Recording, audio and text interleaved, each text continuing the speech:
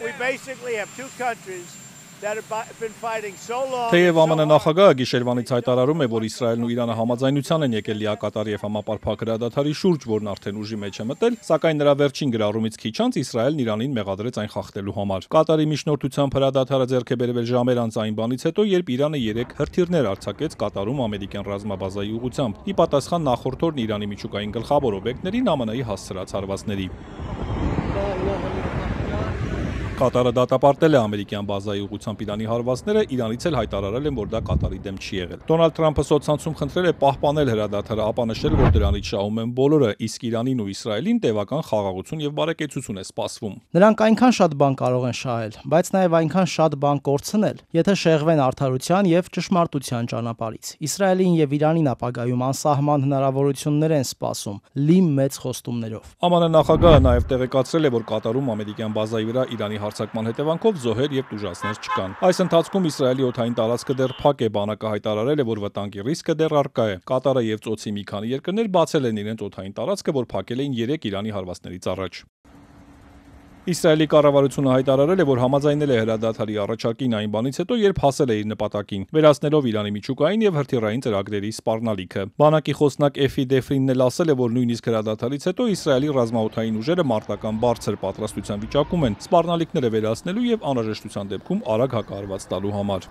בהמשך להנחיית הדרג המדיני, הפסקת האש נכנסה הבוקר לתוקפה. Այսօր առավոտյան կարելի է ասել, որ Իսրայելի պաշտպանության բանակը լիովին իրագործել է խոյացող առյուծ գործողության ընթացքում սահմանված բոլոր նպատակները։ הנחה את צה"ל לשמר רמת דריכות גבוהה.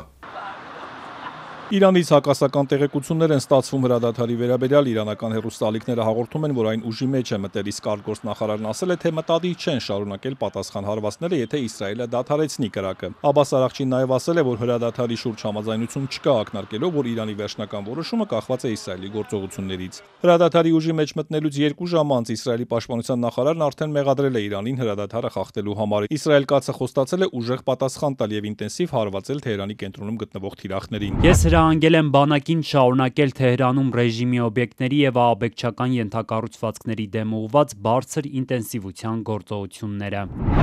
Իրանը հերքել է, թե հարվածել են Իսրայելին։ Նախքան հրադադարի ուժի մեջ մտնելը կողմերը շարունակել են հարվածները։ Ըստ իրանական լրատվամիջոցների, Իրանի հարվածներից հարավային Բեերշեբա քաղաքում կա 4 զոհ, 22 վիրավոր։ Իսրայելի բանակն էլ հայտնել է, որ Իրանի արևմուտքում հարվածել է հրթիռներ արձակող կայանքների։ Իրանի հյուսիսային քաղաքներից մեկում պայթյունի հետևանքով կա 9 զոհ, 33 վիրավոր։ Իրանական լրատվամիջոցները Իսրայելին են մեղադրել նշելով, որ զոհերի թվում եղել է միջուկային գիտնական։ Այս ֆոնին ԱՄՆ փոխնախագահն ասել է, որ Միացյալ Նահանգները ոչնչացրել է Իրանի միջուկային ծրագիրը առանց ամերիկացի որևէ զոհի։ Ջեյդի Վենսը նշել է, որ ԱՄՆ-ն կշարունակի երկխոսությունը թե Իրանի, թե Իսրայելի հետ։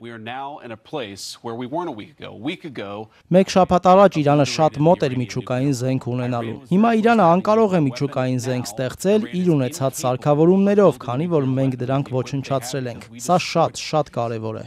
So that's a very big thing. ԱՄՆ փոխնախագահը նաև հույս է հայտնել, որ Իրանը չի փորձի վերսկսել իր միջուկային ծրագիրը։ I think that lesson is what's going to teach them not to rebuild.